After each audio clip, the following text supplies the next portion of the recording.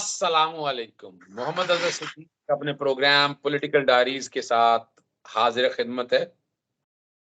पाकिस्तान में तो आज हज का दिन है, लेकिन सऊदी अरब और इंग्लैंड में आज ईद का दिन है। तो तारिकीन वतन और मुल्क से बाहर सब लोगों को ईद मुबारक। इसलिए सबसे जो बेस्ट इंसान है, छोटा भाई है, उसी को चूज किया कि ईद की खुशियां यहीं से शुरू। सख्त बातें भी होंगी, मैं बता दूं आपको। मेरे साथ आप इरफान हाशमी देख रहे हैं, बड़े अरसे बाद आप। और बड़े मुख्तसरन से वतन से दूर है, लेकिन दिल जो है ना वतन के लिए धड़कता है। इन लोगों का बस चले तो उड़ के यहाँ आ जाए, लेकिन ये बहुत जरूरी है ममालिक में। इरफान, दुखती हुई बात है, बस क्या करें यार। ईद तो अच्छी गुजर गई है, बातें जरा सख्त होंगी आज। करें सर, सख्त करें। अस्सलाम वालेकुम और सब लोगों को। क्योंकि बरतानिया में तो ईद है। बहुत बहुत ईद मुबारक हो। लेकिन सर, ईद की खुशियां फीकी हैं। वो इसलिए कि हमारा जो मुल्क है वो लूट कर खाया जा रहा है, नोचा जा रहा है। और पहले उसका शिकार किया गया, और ये सारे लगड़ बगड़ जो हैं उसको गिराने के बाद उसको नोच रहे हैं। ये दिन जो हैं ये तारीख में लिखे जाएंगे। वक्त बताएगा कि कौन सच्चा था, कौन झूठा था। और हाकिमियत आखिर में सिर्फ अल्लाह ताला की है।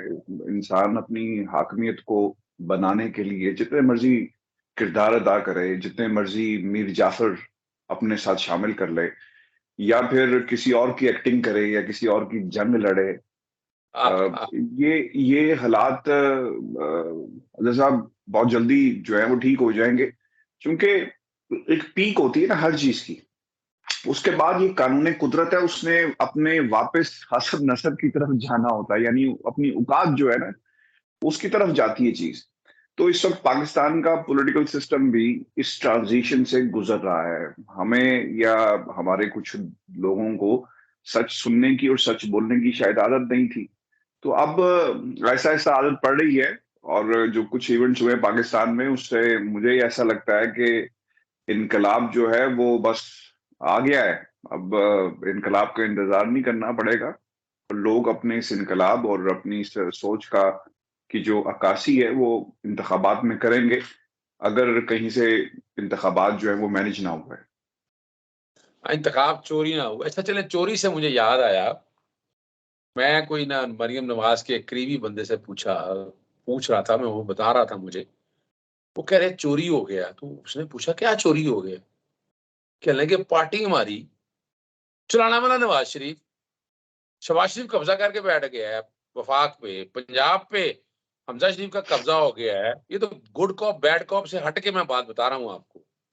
और नवाज शरीफ ने वतन पाकिस्तान आया नहीं जा रहा, ना उसका अपना डिप्लोमेटिक पासपोर्ट बना, ना वो चाचा ही कहलाता है ना, इसहाक डार जो है, इसहाक डार, वो भी वहां पर बैठा हुआ है। तो उनके ये गिले बड़े खतरनाक हैं। तो इनसे जोड़ते हुए मैं आपकी तरफ चलता हूँ। Nawaz Sharif गालबन first year tribunal से अपील में खारिज हो चुकी है उनकी वीजा के हवाले से, या दूसरे में, आपको बेहतर पता होगा, मुझे नहीं अंदाजा इस हवाले से। और इसहाक डार ठीक हो गए हैं, रखते सफर बांध ली है। क्या कहेंगे इस बारे में आप? देखिए अजय साहब, बात ये है कि ये जो वीजा रिजेक्ट हुआ या नहीं हुआ, ये क्या सिलसिले है, मैं इस पे ना मेरी थोड़ी सी अप्रोच डिफरेंट है। वो इसलिए कि जहां पे हम रहते हैं, हम कानून और आइन की पाबंदी हमें करने की आदत है। हम नहीं उसे, तो जब तक वो कोई कागज नहीं हमारे हाथ में आएगा, मैं किसी की सुनी सुनाई बात के ऊपर जो है ना यकीन नहीं रखता। क्योंकि कुछ अर्सा पहले, हफ्ता 10 दिन बल्कि इससे भी पहले, लोगों ने कहा कि जी ऐसा कुछ हो गया है। तो जब तक पेपर सामने नहीं आएगा, और वैसे भी मैं आपको आप बात बताऊं कि ये तो अभी रेलेवेंट हो गया। आप अपील करें ना करें, आप बरतानिया से बाहर जाएंगे फिर वापस आ सकते हैं बिकॉज ऑफ द पासपोर्ट, वो ऐसा मसला अब नहीं रहा। जो मसला यहाँ पे है, क्या नवाज शरीफ पाकिस्तान वापस जाएंगे? That is the million dollar question. और क्या इसहाक डार पहले जाएंगे? देखें, इतलात ये हैं कि डार साहब को अभी शायद उस तरह से ग्रीन सिग्नल नहीं मिला कि वो पाकिस्तान आए। मेरी उनसे ठीक आज से 5-6 दिन पहले बात हुई, और मैंने उनसे कुछ सवालात किए, उन्होंने जवाबात भी दिए। अच्छा, मसला यहाँ पे ये है कि ये इस डार साहब जो है ना वो बात सुन लेते हैं। बेशक वो उससे इत्तेफाक करें ना करें, लेकिन बात सुनने के बाद वो उसका जवाब अपनी मर्जी का देते हैं। तो उन्होंने कहा कि हम जाएंगे और इकोनॉमी और ये और वो, जिस तरह से वो कर रहे थे। लेकिन मसला ये है कि जिन्होंने मुल्क के अंदर लाना है उनसे इजाजत नहीं मिल रही, और यहाँ पर ना एक ट्रस्ट डेफिसिट पैदा हो गया है। शहबाज शरीफ, लोग ये कहते हैं कि नहीं ऐसी बात, देखें जी, ये इंसान की तारीख है, जब भी इक़्तिदार आया खून सफेद हुआ, खून ने अपने ही खून को कत्ल किया। ये बात कोई बुरी नहीं है, इसको मेरा ख्याल है कि कुछ हलकों को मान लेना चाहिए, ऐसा हुआ है, तारीख ये बताती है।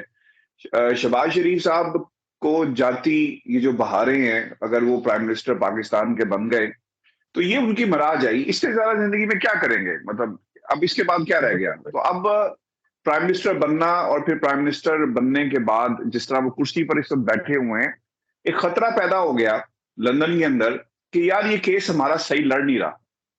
मरियम को मुल्क से बाहर भेजना था, हाई कोर्ट आपके पास है, आप उन दरुद्देवार में जाते हैं, देखा आपने हाल क्या हुआ वहां पर। और फिर नवाज शरीफ ने पाकिस्तान आना था, 25 तारीख की टिकट करवाई हुई थी कि हम यस। उम्रे पे जाएंगे और फिर पाकिस्तान जाएंगे। हमें खुद ये खबर कोर्ट की गई कि जनाब बस तैयारी हो गई है और बस गाड़ियां निकल रही हैं, तैयार हो गया सब कुछ। लेकिन सर वो सब कुछ धरे का धरा रह गया। खतरा ये पैदा हो गया कि शहबाज शरीफ साहब हमारा केस अच्छी तरह नहीं लड़ रहे। और मुझे तो बड़ी हैरानगी भी हुई कि अब केस जो नहीं लड़ा जा रहा है, इसका तरीकाकार क्या होगा लड़ने का, और क्या ऑप्शंस अवेलेबल है।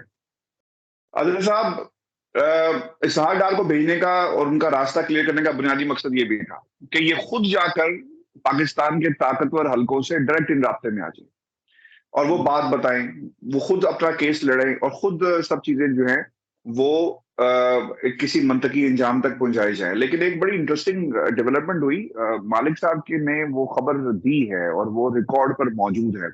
वो ये कहते हैं कि हमने जब मुशर्रफ साहब के लोगों से बात की, फैमिली, तो उन्होंने कहा कि एक हस्ती ने हमसे राब्ता किया और हस्ती ये कहती है कि आप पाकिस्तान आ जाए, हमारी बड़ी ख्वाहिश है। उन्होंने कहा पाकिस्तान में क्यों, मेरी ये ख्वाहिश है कि जब मैं इस दुनिया से जाऊं या जितनी जिंदगी लिखी है उसके बाद मुझे पाकिस्तान में ही दफनाया जाए।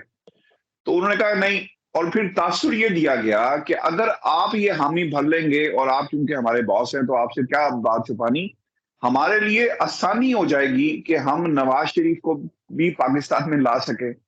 अब ये जवाब बनाया जाना था कि अगर मुशर्रफ साहब पाकिस्तान आ गए तो नवाज शरीफ पाकिस्तान आ गए, तो इसमें कौन सा ऐसा एक बैलेंसिंग एक्ट खेलना था जो ये सब कुछ किया गया। सर वो बात भी नहीं बनी। अब इसहाक डार पाकिस्तान जाएंगे या नहीं जाएंगे, ग्रीन सिग्नल नहीं मिल रहा। 9 तारीख हो गई, 9-10 तारीख के बाद, और फिर वो कहते कि तीसरे हफ्ते में शायद ऐसी कोई उम्मीद पैदा हो जाए। मेरी इतलात के मुताबिक अभी भी बहुत सारी हर्डल्स हैं जिन्हें अबूर उन्होंने करना है। पाकिस्तान जाना इतना आसान नहीं है। और फिर सबसे बड़ा जो इस वक्त रेजिस्टेंस पाई जाती है, एक फ्रिक्शन नजर आ रही है हमें उनकी अपनी जमात के अंदर। और जमात ये कहती है, दो धड़ों में तकसीम हो गई, ख्वाजा आसिफ और फिर शाहिद खाकान अब्बासी साहब का एक अपना मौकिफ है, और फिर दूसरी तरफ से वो लोग जो इनके यानी साद रफीक साहब का एक अपना मौकिफ है। ये धड़ेबंदी इस वक्त शुरू हुई है नून लीग में, मिफ्ता इस्माइल की हमायत के अंदर और इसहाक डार के हवाले से भी। मईशत और माजी के अंदर भी अगर आप नून लीग के लोगों में बैठे उठे तो वो ये कहते हैं कि इसहाक डार ने हमेशा मिफ्ता इस्माइल का रास्ता रोका, क्योंकि सर कोई अपना सब्स्टिट्यूट पसंद नहीं करता, बर्दाश्त नहीं करता कि इस फैमिली के अंदर जिनमें उनकी एक बड़ी ऑब्वियसली एक रिश्तेदारी भी है कि उनको छोड़कर मिफ्ता इस्माइल को इकोनॉमी दी जाए। देखें कोई जादू की छड़ी तो नहीं होगी सरदार साहब के पास, यही इकोनॉमी, यही IMF, इन्हीं से फैसले करवाने और इनकी कंटिन्यूटी। आप क्या कहेंगे? हाँ, इसमें एक जरूर बात है कि 6 महीने से ज्यादा मिफ्ता इस्माइल नहीं रह सकते, लेकिन हमारा सवाल ये है कि क्या ये हुकूमत 6 महीने से ज्यादा वक्त गुजारेगी? That is something really interesting. और इस हवाले से बड़ी संजीदा गुफ्तगू हो रही है इसहाक डार को पाकिस्तान लाने के, कैसे लेकर आया जाए, रास्ता नहीं मिल रहा। अच्छा, अब चलते हैं प्रोग्राम के तीसरे से की तरफ, कोशिश करेंगे ज्यादा जल्दी समेट लें चीजों को। पाकिस्तान में इमरान रियाज खान का केस आप देख रहे हैं, साफियों के हवाले से 2 रवैये तो आगे। आपको पता है हम 5315 की क्लास में से नहीं है, हम ये सो कॉल्ड लिबरल और वो हामिद मीर और बाकी लोगों की क्लास, और जो कुछ वो बातें करती रही है गालिबन अपना जो है ना इमरान रियाज खान का इतना कसूर नहीं है, सजा कुछ ज्यादा भुगत रहा है। आपका क्या नुक्ता नजर है इसमें? मैंने ना कल एक वीडियो शेयर की, ये राशिद नसरुल्लाह की है। राशिद नसरुल्लाह का शुमार उन लोगों में से होता है जो नून लीग के तर्जुमान एकदम से बन गए। ये सड़क के लोग थे, अब इन्हें घर में जगह मिल गई। ये पूरी कहानी है और मैं बड़ी ज़िम्मेदारी के साथ आपके साथ ये शेयर कर रहा बहुत हूँ। सही। नहीं नहीं, मैंने मैं गवाह मैंने हूँ, मुझे पता है इस बारे में, मुझे इस बारे मैंने में बड़ी पता है। मैं हाँ, मैंने अज़हर साहब वो वक़्त देखा कि जब ये दोस्त जो थे वो सहाफ़ियों के लिए किस तरह आगे-आगे और फिर सारा लंदन के कुछ मखसूस सहाफ़ी भी काम करे। ख़ैर ये एक अलग चैप्टर है। उसमें उन्होंने एक बात कही है और वो बात क्या थी कि एक खातून इसहाक डार के बारे में, ऑब्वियसली जो पाकिस्तानी किसी जमात के लीडर को पसंद नहीं करते, वो इज़हार करना उनका हक है। वो गाली निकाल कर करें, वो प्यार से करें, वो फूल देकर प्रोटेस्ट करें, ये अब उनकी मर्ज़ी है। राशिद नसरुल्लाह साहब बाहर आते हैं और उन्होंने क्या कहा, वो ये कहते हैं कि आपको आईएसआई ने भेजा है, पाकिस्तान के एजेंसीज़ ने आपको भेजा है, पैसे देते हैं, आप एजेंसियों की नौकरी करती हैं। तो देखें, राशिद नसरुल्लाह को से तो कोई पूछने वाला नहीं है। वो बड़े मज़े से मुझे एक एक नफ़रत सी हो गई इस पूरे एक्ट के साथ कि वो इमरान रियाज़ पुलिस मोबाइल के अंदर लेटा हुआ है और उसने ट्वीट क्या किया, वो कहता है कि टक्कर लगता है बहुत ज़ोर से लगी है। मतलब who the hell are you यार? तुम्हारी हैसियत क्या है? तुम्हारा किरदार क्या है? तुम हो कौन कि तुम एक सहावी के ऊपर बैठकर जो है ये सारी बातें कर रहे हो? और मुझे तो कल बड़ी अज़हर साहब बड़ी तकलीफ हुई उन तमाम लोगों से। आज पाकिस्तान के अंदर ये जो सहावी जितने गए हुए हैं ना सरकारी कोटे पे हज करने के लिए, इनसे पूछें कि क्या इनके हज जो है वो कबूल होंगे? किस तरह कबूल होंगे? क्योंकि वो सच के साथ खड़े नहीं हैं, पैसा इनकी जेब से नहीं लगा। कोई सवाल का जवाब देना है ये। और इमरान रियाज खान साहब को शायद लोग नहीं जानते कि how long the history is between me and Imran. Imran की मेरी दोस्ती पिछले कोई 2005-6 की दोस्ती है सर, आज की नहीं है। जब वो और रिपोर्टर था हमने यार, लॉयर नूर में अच्छी तरह याद है मुझे, हमारा इससे भी हम पहले इकट्ठे सर, बैठ के अच्छी तरह। इससे भी पहले he was a crime reporter और वो क्राइम हाँ, रिपोर्टिंग करता था। और मेरा टाकरा इमरान का एक थाने में हुआ था, बिकॉज़ उस थाने के अंदर जहाँ पे वो केस था तो वो मेरे भाई के थाने में गए तो वहां पे मेरी इनसे मुलाकात हुई। तो मकसद कहने का है कि इमरान की जो सहाफत जो आजकल ये हामिद मीर जैसे लोग कहते हैं ना कि एक पीटीआई यूट्यूबर, और इन्होंने आबिद शेर अली ने मेरे बारे में भी लिखा जब ये ब्रॉडशीट का स्कैंडल आया, तो सर ये कभी कारकुनों के स्कैंडल की खबरों के ऊपर भी स्कैंडल्स के ऊपर जुडिशियल कमीशन बनते हैं। वो एक सहाबी की खबर थी, पाकिस्तान के मीडिया ने, एक ने नहीं सारों ने उठाया, जियो ने उठाया, सारों ने उठाया कि नहीं उठाया, स्क्रीन जो थी वो रुक गई थी। तो जिसे वो पीटीआई बस सही। यूट्यूबर कहते रहे, आज वो इमरान रियाज खान को पीटीआई यूट्यूबर कहते हैं। तो खुदा का खौफ खाएं मीर साहब, ये वक्त आप पे भी आएगा और आएगा इंशाल्लाह, ये मेरा आपसे वादा है। हाँ, ये बात जरूर है कि कितनी देर में आएगा लेकिन वक्त जरूर आएगा। देखें नहीं यार, इमरान यार इरफान, मैं एक बात और कहूँ, मैं दबे और लफ्जों नहीं, मैं तो खुल के बात करता हूँ। ये जो एक खास क्लास है ना, आसमा जहांगीर और ये वो खास क्लास जो बैरूनी एजेंसियों के बहुत करीब है, इन्हें पाकिस्तान में मैं एग्जम्पशन देखता हूँ, अच्छा लगे या बुरा लगे किसी को, क्या क्या बातें नहीं कही। यानी जब ढुडियाल चकवाल के मैजिस्ट्रेट के सामने वहां के बार के लोगों ने आमिद मीर की वो वीडियो चला दी कि जिसमें नाम लेकर सारी बातें वो कर रहा था, लेकिन सिस्टम यार, ये ताकतवर लोग हैं, शायद इनके बारे में खामोश है। और वो लोग जो तस्वीर के इस रुख पे खड़े हैं, जिन्होंने हमेशा इदारों के तहफ़्फ़ुज़ की बात की है, उनके सामने खड़े होकर दी लाई दीवार बन के खड़े हैं। ये तो सोचना तो पड़ेगा। लेकिन वो मलिक अहमद खान है वजीर कानून, वो बड़े मजेदार बंदे साबित हुए हैं और I really love the guy. उसने कहा कि कुछ हल्के आकर बोल नहीं सकते तो आप की बात का वो जवाब देंगे। देखें, यानी बदतमीजी की है उसने ताकतवर हलकों से, उसे माफी मांगनी चाहिए। और मुझे लगता है कि ताकतवर हलकों के की तरफ से एहतजाज प्राइम मिनिस्टर को जरूर रिकॉर्ड करवाया गया होगा कि ये क्या बातें कर रहा है, नून लीग का वजीर होकर नहीं, हमारे आप ये हम बोल सकते। इरफान एक बात और क्यों नहीं देखते कि ये देखें, ये किस चालाकी से ये 13 जमातें जो हैं, ये पीडीएम के, ये खामोशी से किनारा कशी, वो पर्चे आप दर्ज करा रहे हैं। बदमाशी आप कर रहे हैं, मैजिस्ट्रेट सारा निजाम आपके नीचे है, अगर नहीं है तो रोके भाई, क्यों नहीं रोक रहे? इसका मतलब क्या है कि वो एंजॉय कर रहे हैं, और मैं जो समझता हूँ इंटेंशनली उन इदारों को एट स्टेक ला के खड़ा कर दिया है। और ये सोचना पड़ेगा हमको, आपको, सबको, यानी ये आए ना सामने, डिफेंड तो कर नहीं पा रहे आप लोग, आए एफआईआर करें, अब इस तरह की एफआईआर को डिफेंड करें ताकि रिकॉर्ड का ही सारे, कल इन्होंने फिर फेस करना है ऐसी एफआईआरों को, पर नजर नहीं आता। चले आखिर में चलते हैं आपकी तरफ, अब जिमनी इलेक्शन आ रहे हैं, प्रोग्राम ज्यादा लंबा ना हो जाए, जिमनी इलेक्शन है, आगे आप क्या देख रहे हैं, आपका क्या नुकता नजर है इसमें?